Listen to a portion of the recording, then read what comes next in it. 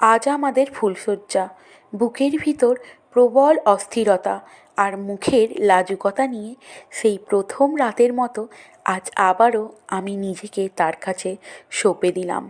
রাস্তার ভিখারি থেকে আজ আমি রাজপ্রাসাদের রানী। হ্যাঁ, আজ আমার এই রকমই অনুভূতি হচ্ছে। ঘটনাটা শুনলে আপনারা চমকে যাবেন। আমি রূপা, উচ্চ মাধ্যমিকের ছাত্রী।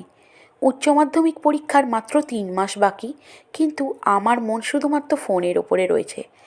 মোবাইল ফোন হাতে পেয়ে ফেসবুক খুলে 4 মাস হলো আমি নিখিলের সঙ্গে গভীর প্রেমের সম্পর্কে জড়িয়ে। বাড়িতে বাবা মা কেউ জানে না, জানলে তারা মানবেও না, কারণ নিখিলের বাড়ি অনেক দূর, এক অন্য রাজ্য। প্রথম দিকে নিজেকে অনেক আটকানোর চেষ্টা করেও পারিনি।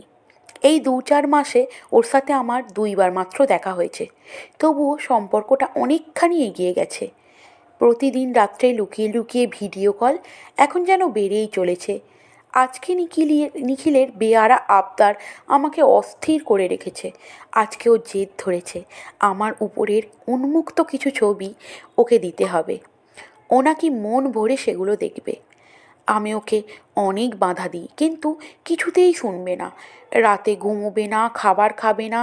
এইভাবেই 2 দিনের জেদে আমি অবশেষে আমার কিছু উন্মুক্ত ছবি ওকে পাঠাই।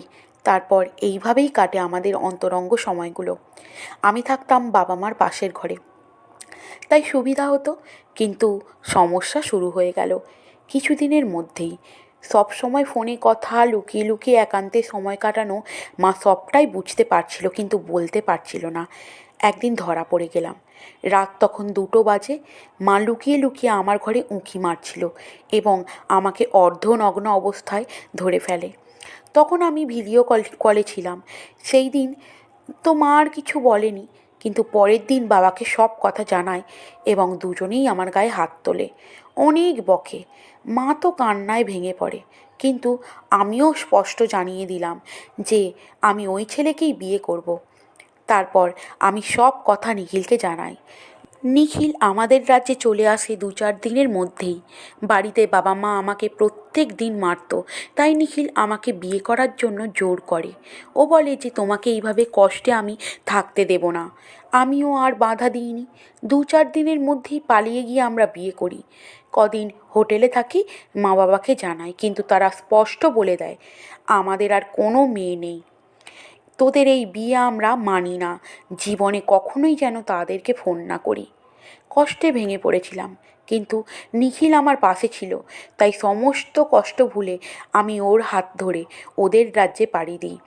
কিন্তু মাথার ওপর বজ্রপাত হলো যখন গিয়ে ওদের বাড়িটা দেখলাম। নিজেরাই খেতে পায় না, সেখানে আমাকে কি করে রাখবে? সবটা বুঝতে পারলাম 2-4 দিনের মধ্যেই। মাটির একচালা বাড়ি, নিখিলও ভালো কোনো কাজ করে না, 100 দিনের মাটির কাটার কাজ করে, আর যখন যে ডাকে তাদের বাড়ি জোগাড় হয়ে কাজে যায়।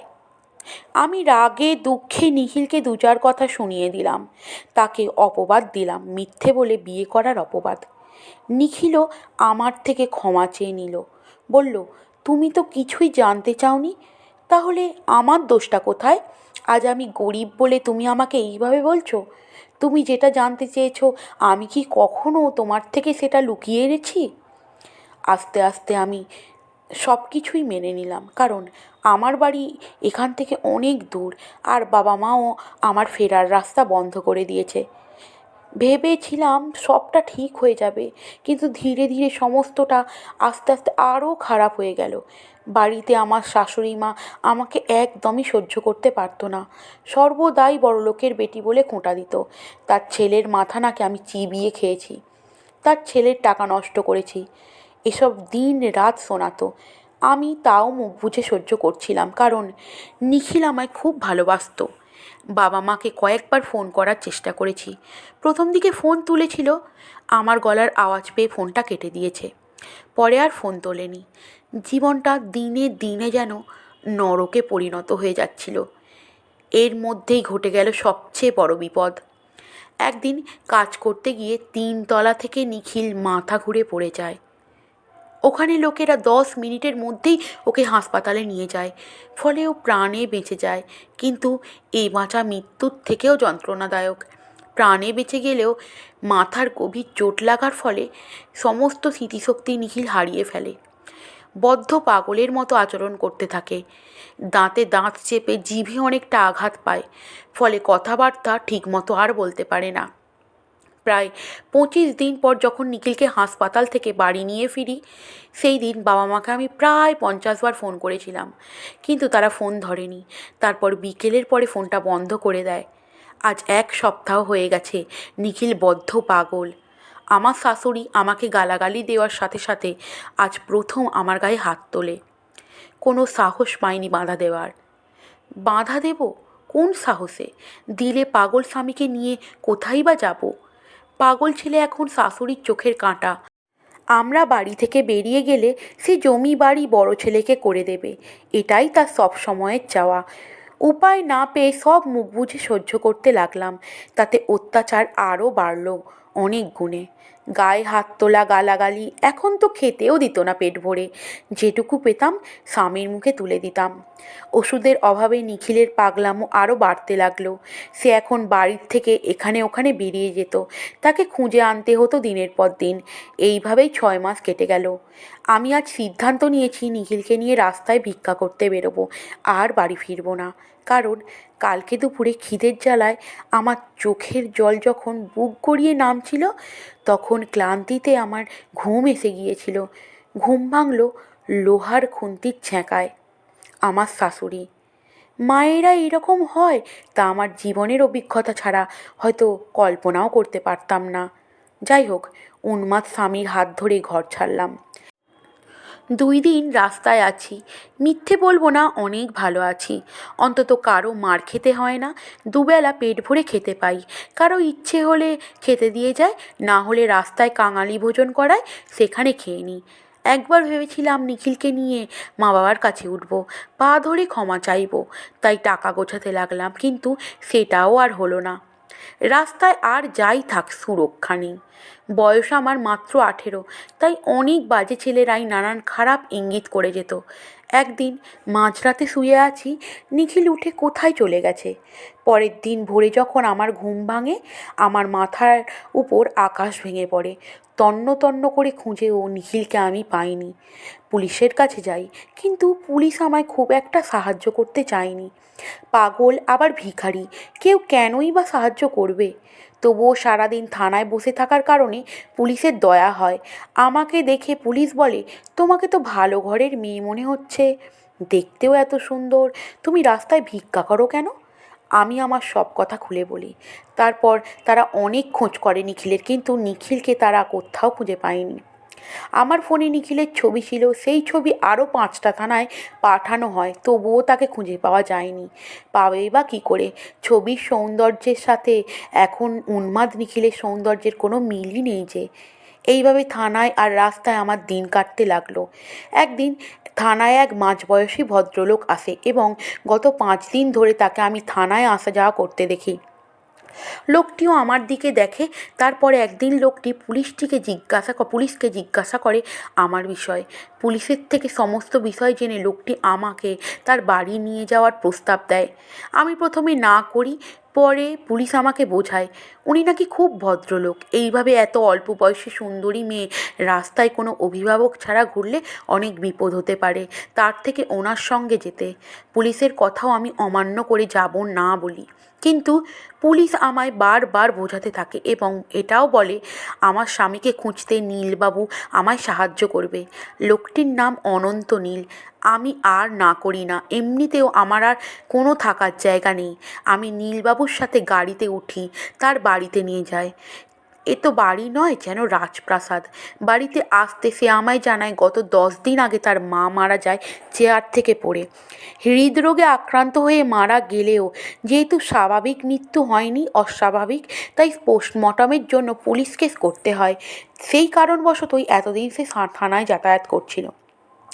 আমাকে নীলবাবু স্পষ্ট করেই বলেছিলেন বাড়িতে থাকবে এমন একটা লোকের খুব দরকার, তাই আমাকে দেখে তার পছন্দ হয়েছিল, কারণ আমাকে দেখতে নাকি তার খুব সৎ চরিত্রবান মেয়ে বলেই মনে হয়েছে।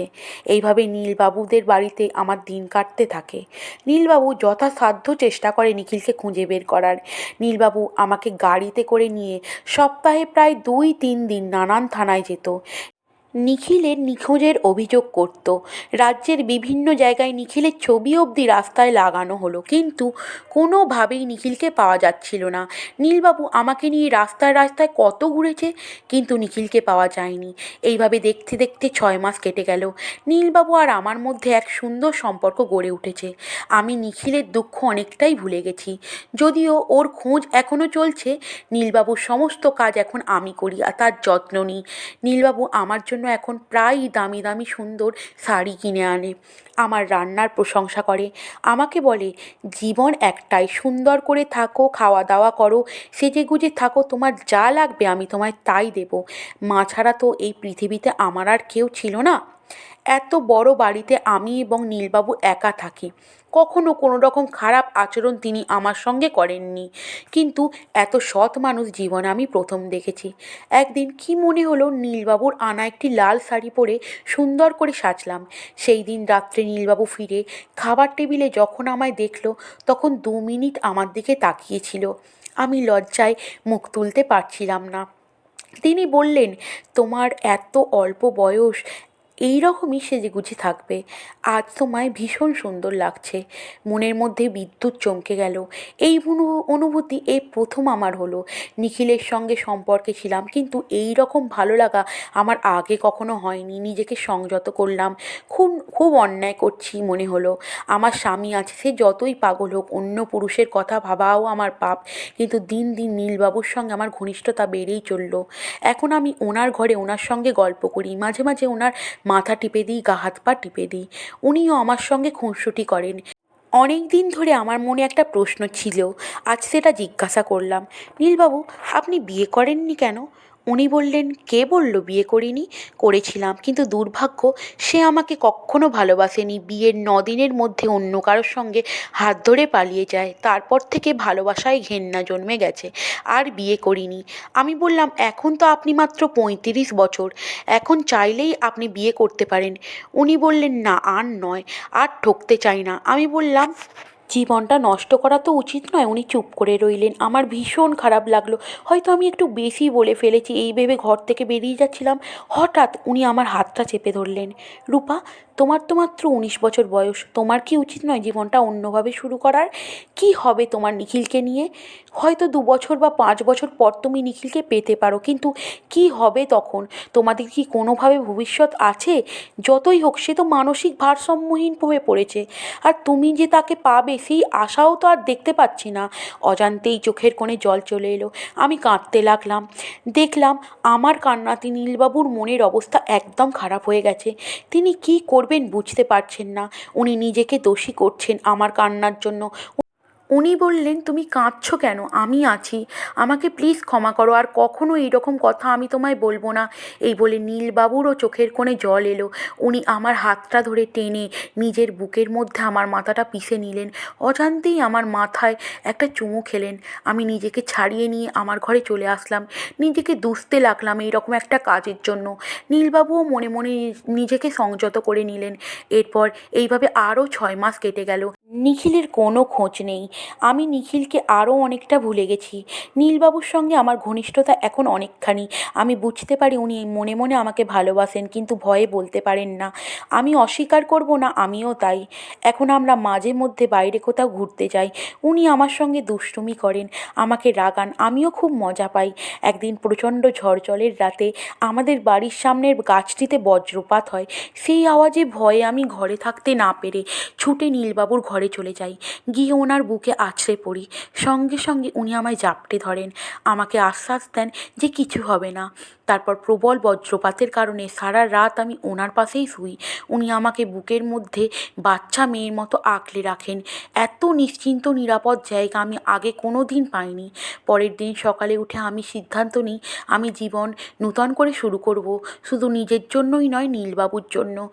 এই সৎ নির্লোভ মানুষটাকেই জীবনসঙ্গী করা ভাগ্যের হবে।